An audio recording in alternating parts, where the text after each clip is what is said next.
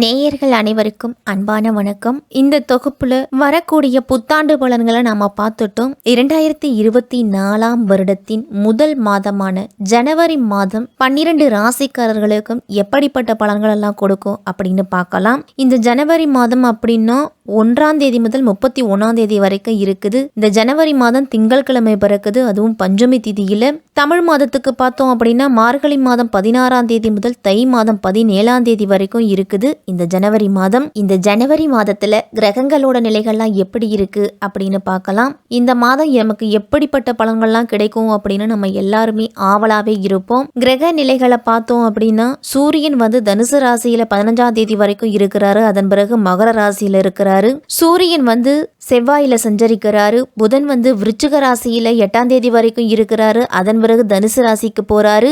மகர ராசிக்கு 27ஆம் தேதிக்கு மேல வராரு. சுக்கிரன் விருச்சிக ராசியில 19ஆம் தேதி வரைக்கும் இருக்கிறாரு. அதன் பிறகு தனுசு ராசிக்கு போறாரு. குரு மேஷத்திலையும், சனி கும்பத்திலையும், ராகு மீனத்திலையும், கேது கன்னி ராசியிலையும் சஞ்சரிக்கிறாங்க. இப்படிப்பட்ட கிரகங்களோட அமைப்புல தான் இந்த ஜனவரி மாதம் பிறக்குது.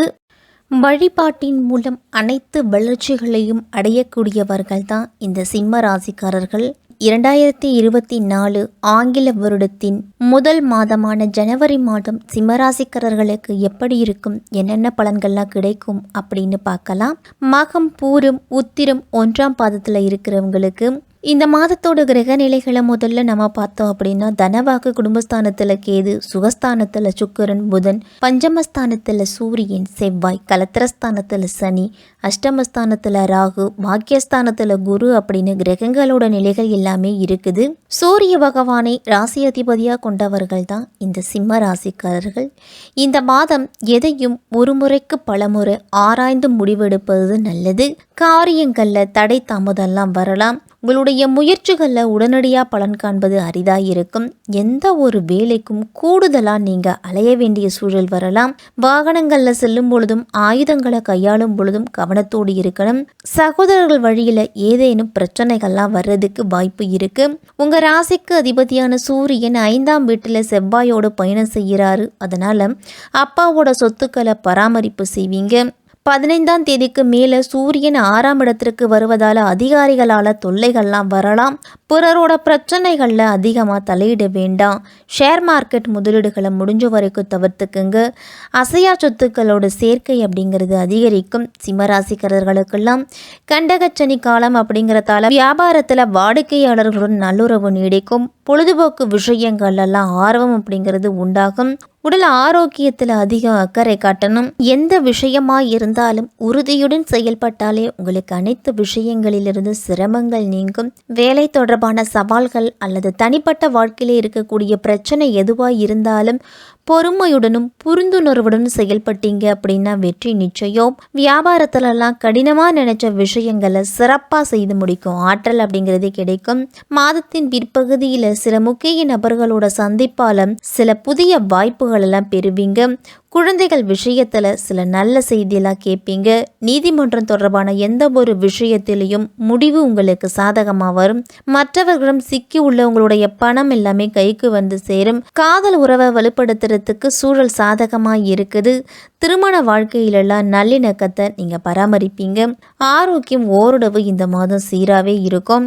குறிப்பாக விவசாயம், ரியல் எஸ்டேட் தொழில் செய்கிறவங்கெல்லாம் குறைவான லாபம் அப்படிங்கிறது உண்டு. இந்த மாதத்தில் தொழிலெல்லாம் அலைச்சல் அப்படிங்கிறது அதிகமாகவே இருக்கும். அதற்கு தகுந்த ஊதியம் கிடைக்குமா அப்படிங்கிறது சந்தேகம்தான். உங்களுடைய பொருளுக்கு சந்தையில் விலை அப்படிங்கிறது கிடைக்காததால வரவும் செலவும் உங்களுக்கு சமமாக இருக்கும். நீங்கள் எந்த அளவு விவசாயத்தில் செலவு செய்திருக்கிறீங்களோ அதை எடுக்கிறது கூட கடினமாக இருக்கும். விவசாயிகளுக்கெல்லாம் உத்தியோகத்தில் இருக்கிறவங்கெல்லாம் மேலதிகாரிகள் சொல்படி நடக்கிறது நல்லது. வீண் வாக்குவாதங்களை தவிர்த்துக்குங்க. அதுதான் உங்களுடைய முன்னேற்றத்திற்கு உதவும். குடும்பத்தில் இருப்பவர்களோட செயல்கள்லாம் உங்களுக்கு கோபத்தை உண்டாக்கக்கூடியதாக இருக்கும். இருந்தாலும் அனைவரையும் அனுசரித்து போகிறது நல்லது. பேசி தீர்க்க வேண்டிய விஷயத்தை ஊதி பெருசாக்க வேண்டாம். கணவன் மனைவிக்கு இடையே அனுசரித்து செல்வதன் மூலம்தான் குடும்பத்தில் ஒற்றுமை அப்படிங்கிறது பறக்கும். பெண்கள்லாம் எந்த ஒரு வேலைக்காகவும் கூடுதலாக அலைய வேண்டிய சூழல் வரும். பயணம் செய்யும் பொழுது கவனம் அப்படிங்கிறது தேவை. கலைத்துறையினருக்கெல்லாம் விடாமுயற்சியுடன் காரியங்களை செய்து வெற்றி பெறுவீங்க. பண வரவு உங்களுக்கு ஓரளவு திருப்தி தரும். இதுவரைக்கும் இருந்துட்டு வந்த தடைகள் எல்லாமே விலகும். எதிலும் முழு முயற்சியுடன் ஈடுபடுவீங்க.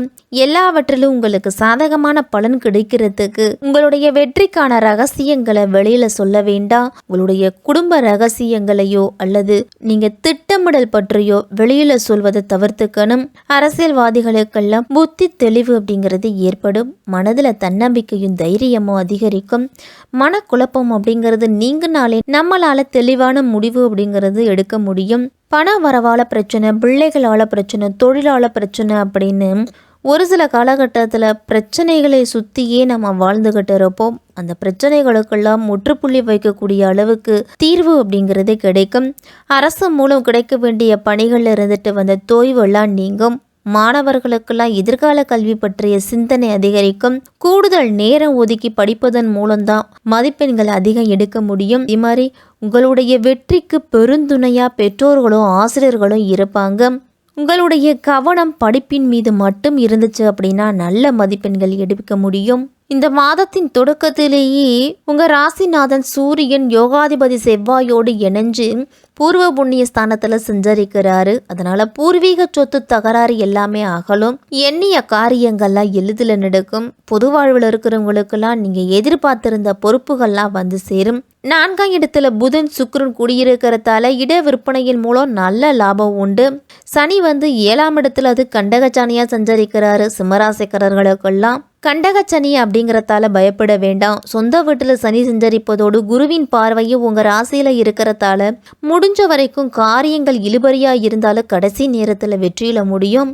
2ல் கேதுவும் 8ல் ராகுவும் இருக்கிறதால பொருளாதாரத்துல சில சமயங்கள்ல ஏற்றமும் இறக்கமும் இருக்கும். இருந்தாலும் எதையும் சமாளிக்க கூட ஆற்றலும் தைரியமும் உங்களுக்கு உண்டு. சிம்மராசிக்காரர்களுக்கெல்லாம் மகம் நட்சத்திரத்துல பிறந்தவங்களுக்கு இந்த மாதம் குடும்பத்துல திடீர்னு கருத்து வேற்றுமையெல்லாம் வரும். முடிஞ்ச வரைக்கும் அவர்களோட சண்டை சச்சரவுகளில் ஈடுபட வேண்டாம். கணவன் மனைவிலாம் ஒருவர் புரிஞ்சுக்கிட்டு நடந்துக்கணும்.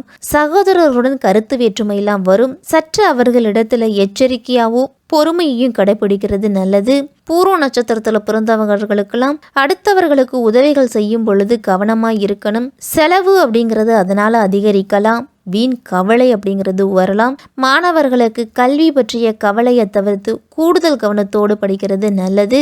உடல் ஆரோக்கியத்தில் அதிக கவனம் செலுத்தலும். வீண் அலைச்சலால கூட உங்களுக்கு உடல் ஆரோக்கியம் பாதிக்கப்படலாம். உத்திரம் 1ஆம் பாதத்துல இருக்கிறவங்களுக்கெல்லாம் இந்த மாதம் தடை தாமதங்கள்லாம் ஒரு சில காரியத்துல ஏற்படும். கூடுதல் கவனத்தோடு இருந்தீங்க அப்படின்னா அதை நீங்கள் தவிர்த்துக்கலாம். புதிய முயற்சிகளை இந்த மாதத்தில் தள்ளி போடுங்க. உடல் ஆரோக்கியத்தில் ஒரு சில முன்னேற்றம் இருக்கும். குடும்பத்தினாலும் பிள்ளைகளாலையும் உங்களுக்கு செலவுகள் அப்படிங்கிறது அதிகரிக்கும். எதையும் எதிர்த்து நிற்பதை தவிர்த்துட்டு அனுசரித்து போகிறது எதிர்கால முன்னேற்றத்திற்கு உதவும். சிம்மராசிக்காரர்களுக்கெல்லாம் பிரதோஷ வேளையில சிவபெருமானையும் நந்தி பகவானையும் வழிபட்டுட்டு வாங்க. அவர்களை வணங்கினாலே உங்களுக்கு அனைத்து விதமான பிரச்சனைகளுக்கும் தீர்வு அப்படிங்கிறது கிடைக்கும். குடும்பத்தில் மன நிம்மதி உண்டாகும்.